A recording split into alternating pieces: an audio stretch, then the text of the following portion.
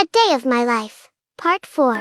Hello mga kamima, so ayun na nga for today's video, vlog at check it out, saris, ayan. So magpapakain tayo ng ating mga alagang baboy.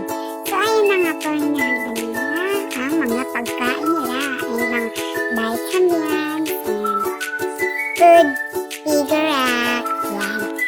So ayun na nga, magpapalagay nyo na.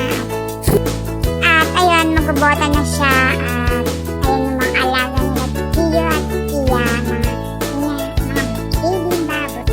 At ayun na nga guys, pupunta tayo sa dalawang natin alagang baboy. So ang haba-haba ng ano nila. At the menu is, at ayun, nakarating na tayo sa ating alagang baby pin. So nanlak na nga po na, o iniwan namin nakaraan is baby po siya. So ayun, nakakita niyo po ba? At ayun na nga po, panakain na po siya kasi namiss na po ang kanyang amo. So ayun na nga mga kamami, mga kamima. So punta naman tayo sa second baby kid. So ayun, nakatahimik po yung balon.